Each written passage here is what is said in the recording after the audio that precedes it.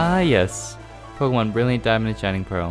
What a set of games. Let's take a look at the time leading up to the game, what went right, what went wrong, and just everything else about the game. As we all know, Pokemon as a series has been growing and growing, losing some fans along the way, but gaining a whole lot more. With the announcements of the Sinnoh remakes back in February of 2021, we would start to see a wave of hype like we haven't seen in a while. When these games were announced, Pokemon fans around the world, new and old, came together to start speculating on what new features and upgraded mechanics could be in this game. Although in the end, it was more or less just a simple remake, I think that it was so much more to so many people. Like many Pokemon fans, my first Pokemon was Platinum. And god damn it if I don't get my yearly Sinnoh fix, so okay. Oh, I'm just gonna... And although BDSP is more of a Diamond and Pearl remake than a Platinum one, I was still excited nonetheless. Sinnoh is Sinnoh, and if it meant I got to see my favorite characters reimagined in new graphics and get to live through the excitement of my childhood again, then by all means, take my money. And with the shitty intro out of the way, we can start looking at the hype season leading up to the game.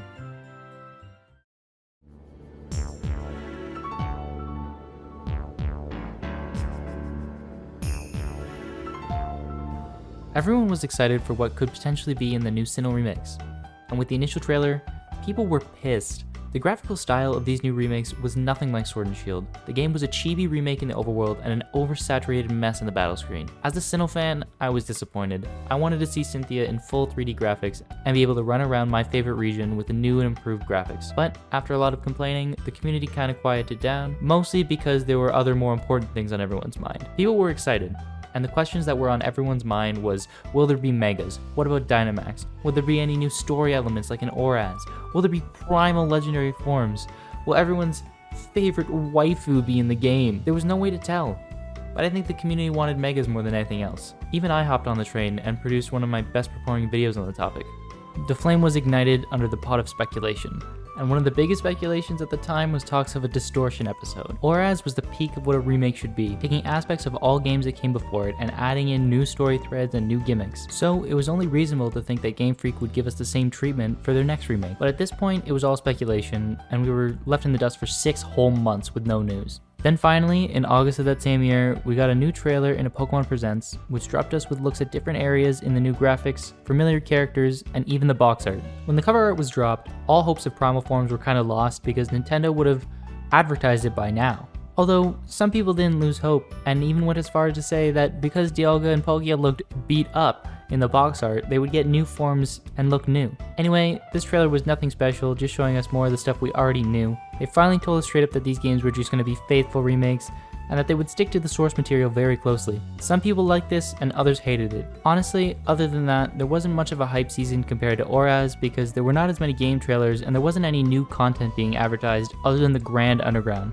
But honestly, who really cares about that? This feature was added to expand the shitty regional decks in Diamond and Pearl, but it could have easily just not existed, and these Pokemon could have been moved to the overworld to give it more variety.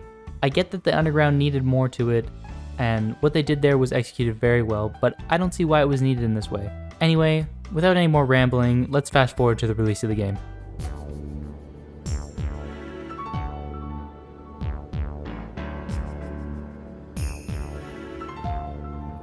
Okay, I'm just gonna be blunt with you guys. I have some bad things to say about the game, but that doesn't mean I didn't enjoy playing it. On the other hand, I think that I could have gotten the same experience playing Pokemon Platinum on my emulator. With that little disclaimer out of the way, I can actually get into the juicy, dripping meat of this video, starting with the graphics. The choice to be a faithful remake does not also lock the game into a chibi style. Pokemon has evolved past this over the years and have made many stunning games that still give you that good Pokemon feel.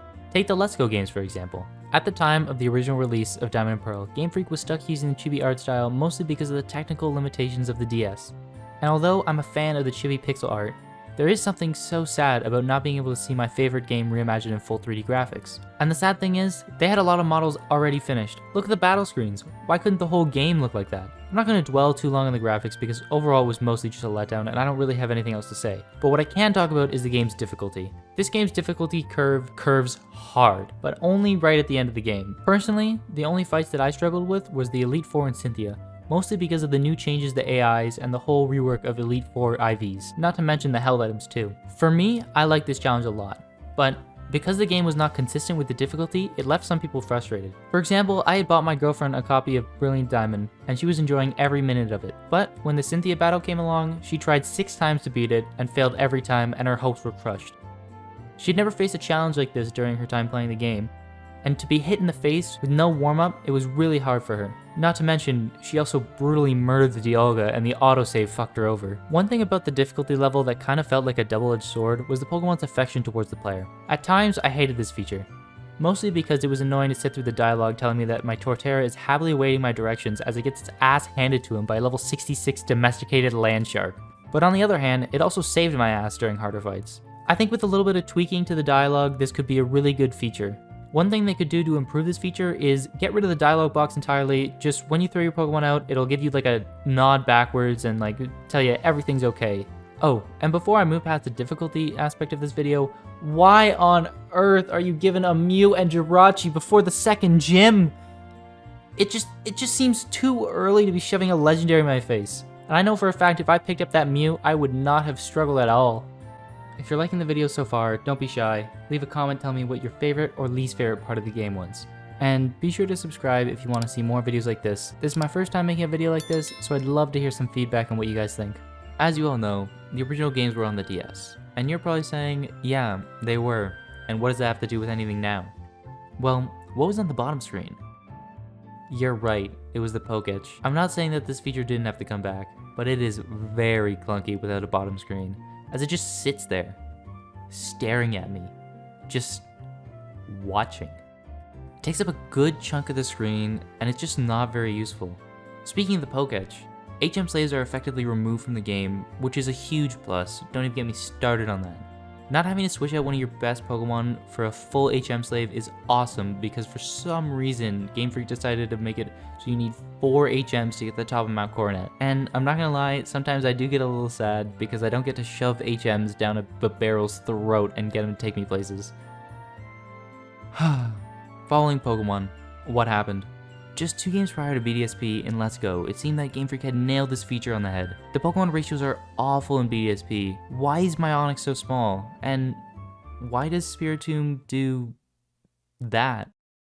The following Pokemon that was done in Let's Go outshines everything that has ever come after it, and I just don't understand why Game Freak hasn't gone back to that formula. I get that this game was done in chibi graphics, but even in Heart Gold and Soul Silver, there's a noticeable difference in the size of Pokemon following you. I just don't understand how someone can look at this and then approve this. Don't get me wrong, I still love this feature, but only on the Pokemon that are somewhat to scale. And oh my god, why is there collision with Pokemon? This is one of the stupidest features in the entire game. My Pokemon will trap me in a corner countless times. I want to walk around with Garantina and then I just get cock-blocked right in a corner because he won't disappear. And I'm stuck bashing my skull into him over and over and over again.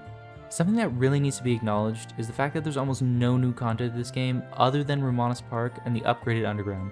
And Nintendo still charges full Switch prices. To put this into perspective, when Diamond and Pearl first came out back in 2007, they would have cost around $30 US. To adjust for inflation, that's about $39 US in modern times. Nintendo charged me $63 US, and I'm Canadian, so that is actually $80 for me. Throw in a 13% sales tax, and that gets you to $90. And on top of that, the guy at GameStop who pressures me into buying a warranty for Switch games when I've never had one of these games break, and I say no, but they push and push and push until I break and pay the extra $5 for a warranty I'm never going to use. All of this for the same game that I bought in 2007. And I'm not even going to mention bugs in this video, because there were just too many. There's one other major feature that I haven't gone over yet, and it's contests. If you're into contests, just go fuck yourself. I didn't do a single one.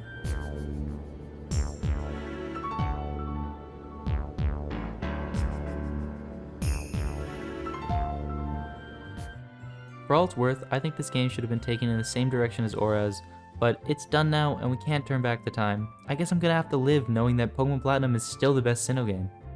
My rating for this game is, I don't really give a shit out of 10, but I bought both copies anyway. See ya.